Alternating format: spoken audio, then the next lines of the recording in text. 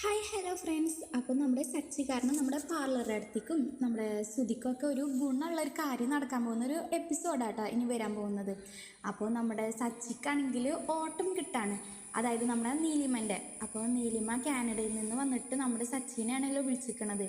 അപ്പോൾ അങ്ങനെ സച്ചിൻ്റെ അടുത്ത് ഇങ്ങനെ ഓരോ സ്ഥലത്ത് ഇങ്ങനെ പോയോണ്ടിരിക്കുക. അപ്പോൾ ട്രാവൽ ഏജൻസിയിലൊക്കെ ചെന്നിട്ട് നമ്മുടെ നീലിമ പറയുന്നുണ്ട്, എന്നിട്ടാ ഞാൻ ഒരു റിട്ടേൺ ടിക്കറ്റ് എടുത്തിരുന്നല്ലോ, അതെന്തായിന്നൊക്കെ ചോദിക്കുക. അപ്പോൾ അതൊക്കെ ശരിയായിക്കണ്. അപ്പോൾ അവിടുത്തെ ഏജൻറ്റ് തന്നെ നമ്മുടെ നീലിമൻ്റെ അടുത്ത് പറയാണ്, മാഡത്തിന് അന്വേഷിച്ച് 2 പേര് ഇവിടേക്ക് വന്നിട്ടുണ്ടായിരുന്നെന്ന്. അപ്പോൾ അത് ആരാന്നൊക്കെ ഏതാന്നൊക്കെ ചോദിക്കുമ്പോൾ അവർ പറയുന്നുണ്ട്, അവരൊരു ഹസ്ബൻഡ് ആൻഡ് വൈഫാന്ന് തോന്നുന്നു, അയാളുടെ പേര് സുധി എന്നാന്ന് പറയാം.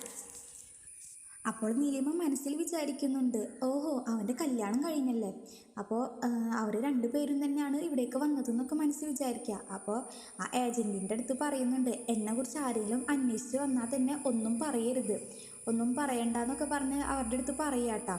ശേഷം അവിടെ നിന്ന് ഇറങ്ങിയിട്ട് നമ്മുടെ സച്ചിൻ്റെ അടുത്ത് പറയാണ്, ഇവിടെ ഏതാ നല്ല ബ്യൂട്ടി പാർലർ, ഞാൻ പോയോണ്ടിരുന്ന ബ്യൂട്ടി പാർലർ അവർ അടച്ചു പൂട്ടിയെന്ന് പറയാം. അപ്പോൾ നമ്മുടെ സച്ചിയാണെങ്കിൽ നമ്മുടെ പാർലർ ഇടത്തിൻ്റെ ബ്യൂട്ടി പാർലർ പറഞ്ഞു കൊടുക്കുന്നുണ്ട്. അപ്പോൾ അങ്ങനെ നേരെ അവിടേക്ക് പോവാണ്. ശ്രുതിനെ നമ്മുടെ നീലിമയ്ക്ക് അറിയില്ലല്ലോ, അപ്പോൾ ഇതിനു മുമ്പ് കണ്ടിട്ടും ഇല്ല. അപ്പോൾ നമ്മുടെ ശ്രുതിൻ്റെ അടുത്തേക്ക് നേരെ ശ്രുതിൻ്റെ മുന്നിൽ തന്നെയാണ് വന്ന് പെടുന്നത് കേട്ടോ. അപ്പോൾ അങ്ങനെ ഫേഷ്യൽ ചെയ്യാനാണെന്നൊക്കെ പറയാം.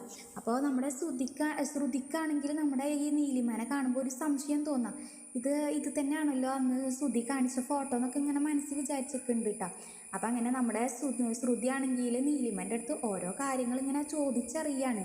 അപ്പോൾ ആ സമയത്ത് നമ്മുടെ ശ്രുതിക്ക് മനസ്സിലാവുന്നുണ്ട്, ഇത് ആ നീലിമ തന്നെയാണ്, ശ്രുതിൻ്റെ അടുത്ത് നിന്ന് 50 ലക്ഷം തട്ടിയെടുത്ത അതേ നീലിമ.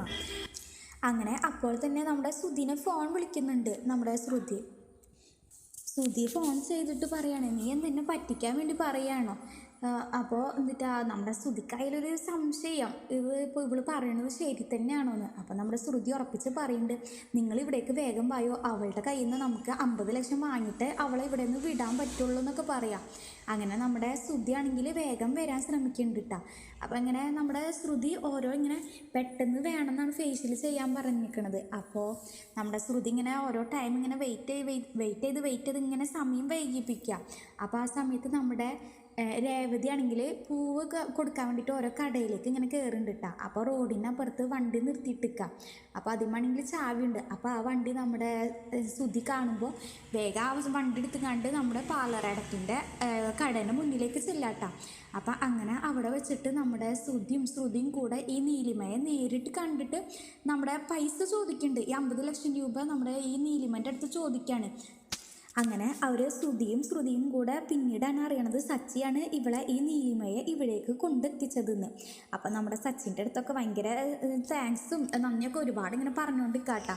അങ്ങനെ ഇവർ ഈ നീലിമൻ്റെ അടുത്തുനിന്ന് ഈ പണം കൈക്കലാക്കാൻ വേണ്ടിയിട്ട് നോക്കി നിൽക്കുന്നുണ്ട്. നിങ്ങൾക്ക് ഈ വീഡിയോ ഇഷ്ടപ്പെടുകയാണെങ്കിൽ ലൈക്ക് ആൻഡ് ഷെയർ ചെയ്യുക, കൂടെ സബ്സ്ക്രൈബും ചെയ്യുക. താങ്ക്